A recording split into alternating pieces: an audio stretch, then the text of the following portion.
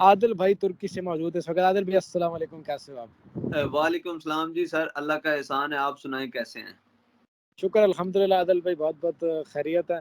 मुझे बहुत खुशी होती है जब भी मैं आपसे गुफ्तगू करता हूँ या इंटरव्यू बनाता हूँ आपके साथ, तो तुर्की इस्तांबुल के हवाले से हालात से आप आगाह करते हो हमारी ऑडियंस को। तो इसी तरीके से आज दोबारा हम एक नई वीडियो बनाएंगे तुर्की के हवाले से, जिसमें हम लोगों को बताएंगे कि 2024 में अब तुर्की के क्या हालात हैं। आदिल भाई, पाकिस्तान से इस वक्त बहुत ज़्यादा आवाम है जो कि तुर्की आना चाहती है विजिट वीज़ा जी के सर। ऊपर, वर्क वीज़ा के ऊपर।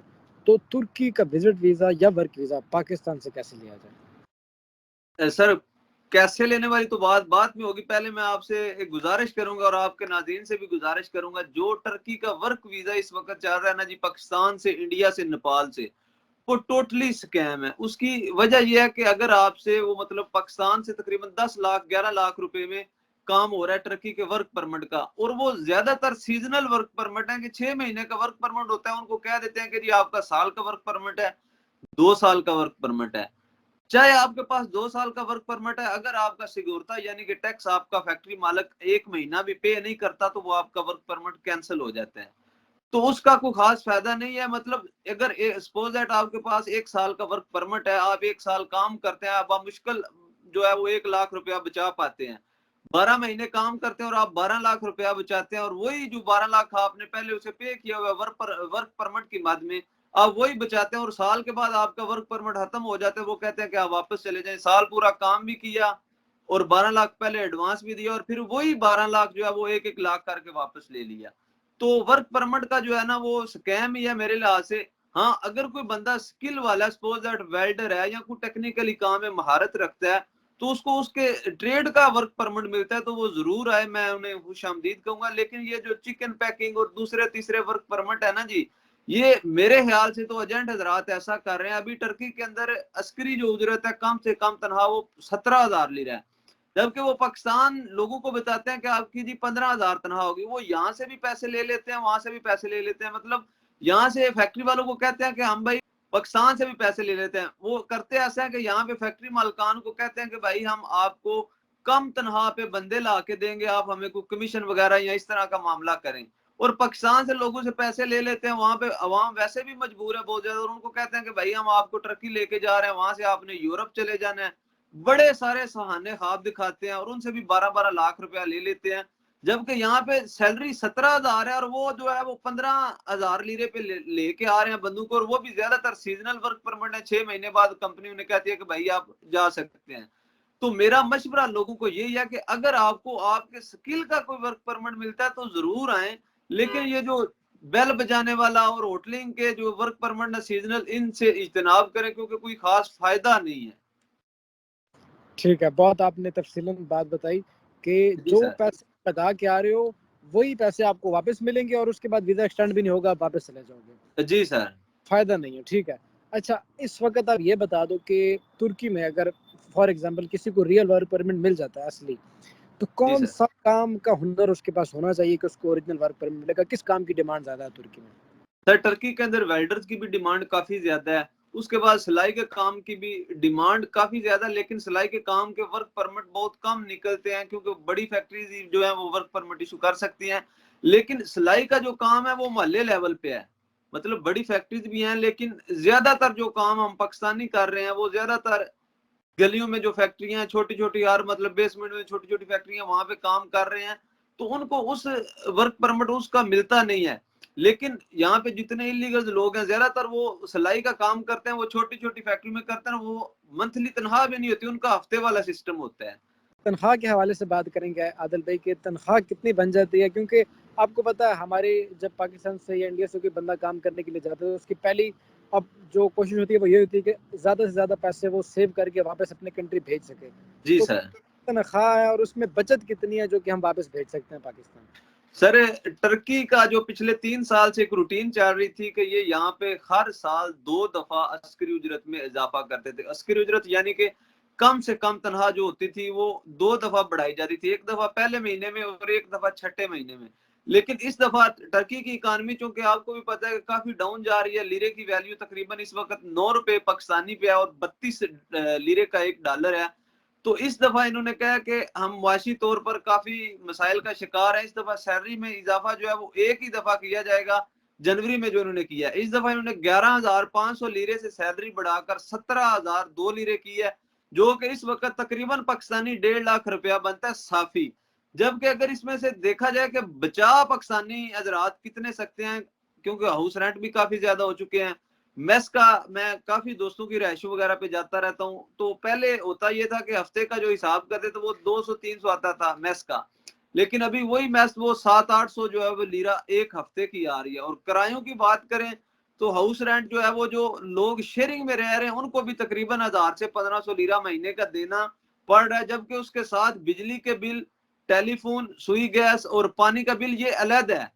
मतलब 5,000 लीरा जो है वो बंदे का खर्चा यहाँ पे हो जाता है। और तकरीबन 80 से 90,000 रुपए पाकिस्तानी बंदा जो अनस्किल बंदा है, जो कोई हुनर नहीं जानता, जो नॉर्मल ड्यूटी करता है, ओवर टाइम वगैरह नहीं लगाता, वो मतलब एक नॉर्मल रूटीन में चलता है, तो वो बचा सकता है। जबकि जो लोग यहाँ पे बड़ी ज्यादा मेहनत करते हैं, स्ट्रगल करते हैं, लोग यहाँ पे 16-16 घंटे भी काम करते हैं, वो तकरीबन 1.5 से पौने 2 लाख तक पहुंच जाते हैं। लेकिन वो छुट्टी इतवार की भी नहीं करते, वो काम ही करते रहते हैं। Very good. तो यानी कि आप जो पाकिस्तान पैसे बचा के भेज सकते हैं सारे खर्चों के बाद, तो वो 80 से 90,000 रुपए ही हैं। हाँ, नॉर्मल रूटीन में 80 से 90,000 है। Very good. तुर्की के हवाले से पूछेंगे कि तुर्की की नेशनैलिटी जो है तो वो कितने अरसे के बाद मिलती है, और क्या तुर्की नेशनैलिटी देता है भी पाकिस्तानियों को या कोई? जी सर, 2 सवाल हैं, एक आप मिस कर गए हैं। टर्की कितने पैसों में नेशनैलिटी देता है, ये भी पूछे ना जी। हाँ जी, तुर्की कितने लोग पैसे? कहते हैं जी कि टर्की वीजा नहीं देता, मैं सर कहता हूँ टर्की नेशनैलिटी भी देता है, लेकिन आप लेने वाले बने। टर्की जनाब इस वक्त तकरीबन $6 लाख में नेशनैलिटी दे रहा है। 3 महीने का प्रोसेस होता है। अगर आप $6 लाख की यहाँ पे इन्वेस्टमेंट करते हैं तो ये आपको पासपोर्ट जारी कर देते हैं। जबकि एक और एजेंट हजरात लोगों को सुहाना ख्वाब दिखाते हैं कि भाई आपने टर्की जाना है और वहां पे आपको टर्की की नेशनैलिटी मिल जानी है। तो सर मुझे पिछले दिनों लास्ट टाइम एक बंदा मिला, उसको तकरीबन यहाँ पे 8 साल हो गए थे वर्क परमिट के ऊपर। तो बातें जो कि प्रैक्टिकली करनी चाहिए, सुनी सुनाई तो नहीं ना करनी चाहिए। मेरा सबसे पहला उससे सवाल ये था कि भाई आपको यहाँ की नेशनैलिटी मिल गई है, तो उसने मेरी तरफ देखा है और कहा कि भाई चक्कर ही नहीं है। ये इनके कानून में जरूर है कि भाई 5 साल अगर आप वर्क परमिट पे काम करते हैं तो आपको मतलब नेशनैलिटी मिलेगी, लेकिन उसके बहुत सारे लवाजमात हैं जो मतलब नॉर्मल बंदा पूरा नहीं कर पाता।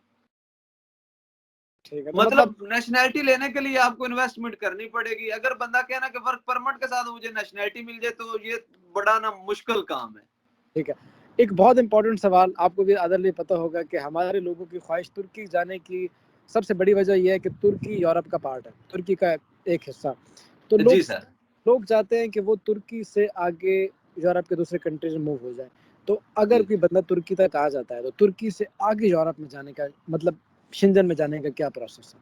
सर आपने बहुत अच्छा क्वेश्चन किया और इस क्वेश्चन की जरूरत भी थी, क्योंकि जो लोग भी एजेंट हजरात, एजेंट माफिया के शिकंजे में फंसे हैं लोग, वो यही जाल, उनके जाल का जो पहला कड़ा होता है वो यही होता है कि आपको वहां से हमने यूरोप भेज देना है। कुछ लोग यहाँ पे मुझे मिले हैं, उनको एजेंट ने ऐसा कहा हुआ था कि आपने भाई वहां पे 6 महीने काम करना, उसके बाद हम आपको यूरोप भेज देंगे। लेकिन इस बात का हकीकत से कोई लिंक ही नहीं है। अगर वो एजेंट टर्की से यूरोप भेज सकता है तो वो पाकिस्तान से भी यूरोप भेज सकता है।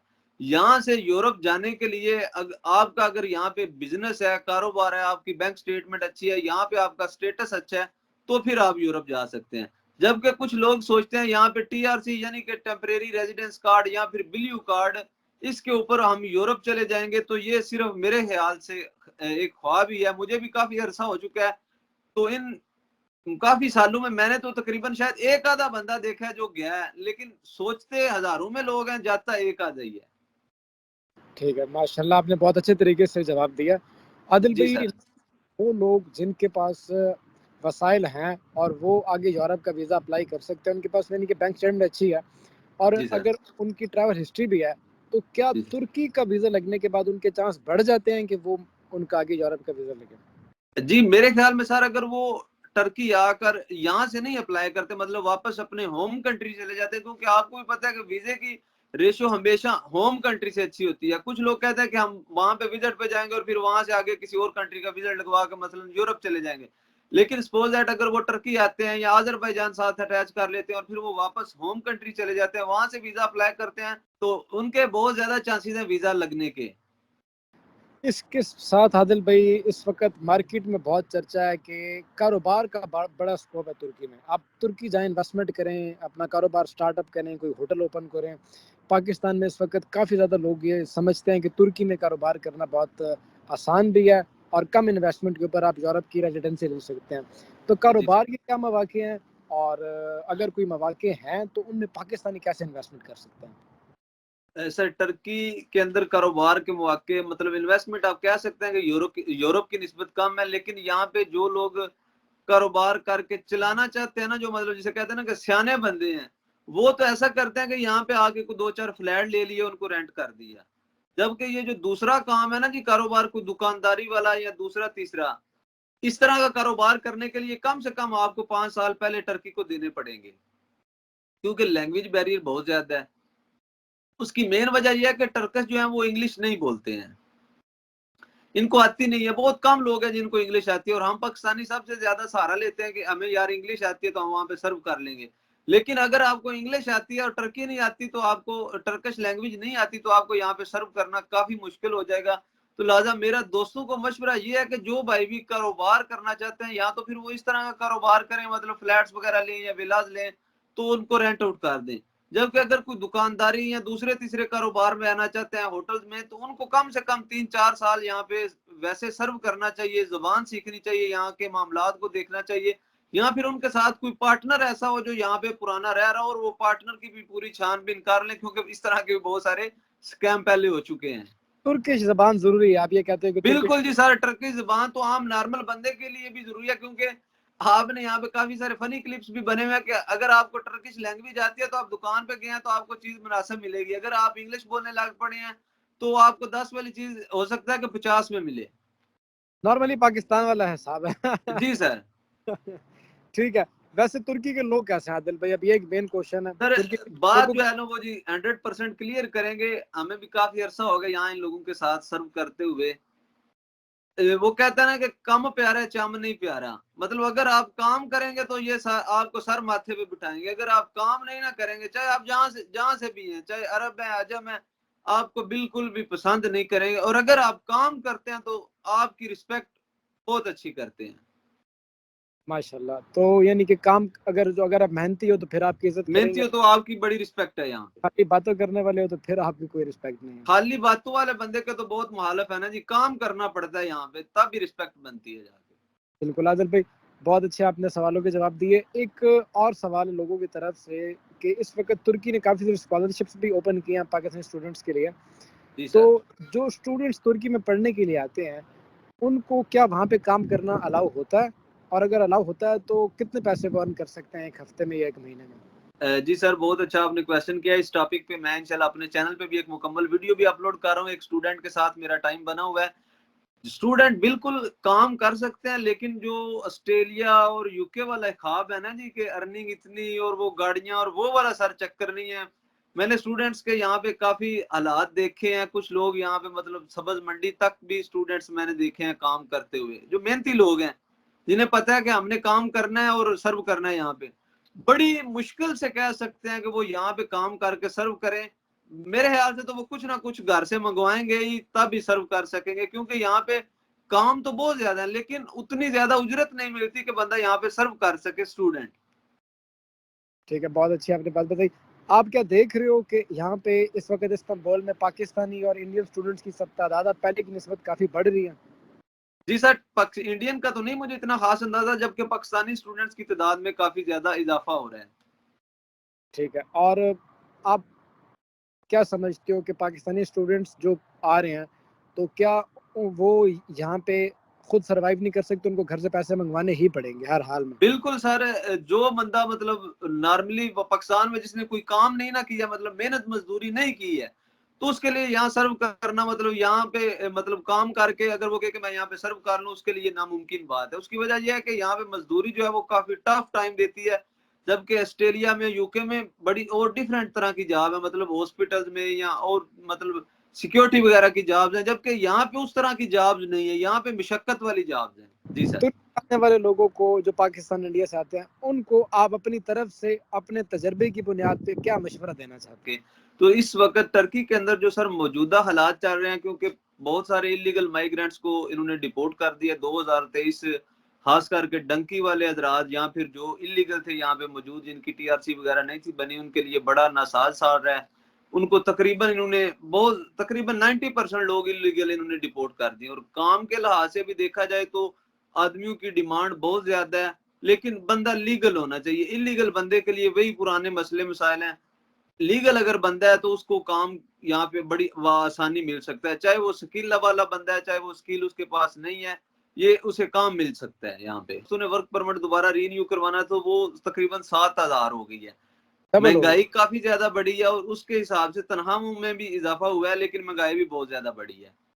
चलिए ठीक है। आदिल भाई, आप वैसे तो डंकी के हवाले से आपने बहुत वीडियोस बनाई हैं यूट्यूब चैनल के ऊपर। जी सर। आपने आदिल संधू जो आपका यूट्यूब चैनल है, तो उसके ऊपर आपने बहुत ज़्यादा डंकी के हवाले से इन्फॉर्मेशन दी है लोगों को और बताया है कि डंकी मत लगा के आएँ और जी डंकी सर। लगा के।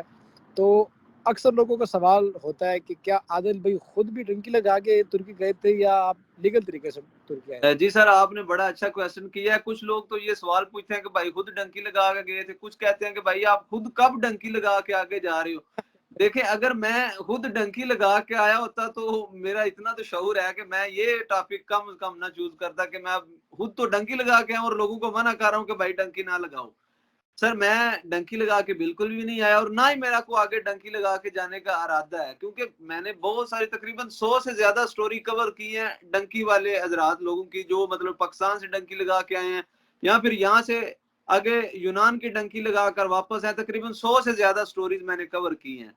तो अब फिर मैं खुद डंकी लगा जाऊं तो ये बड़ी अजीब सी बात है। तो लिहाजा मैं आप सबको यही कहता हूँ कि ना तो मैं खुद डंकी लगा के आए और ना मैं आपको मशवरा देता हूँ कि डंकी लगाओ। देखो, डंकी एक जिंदगी और मौत का खेल है।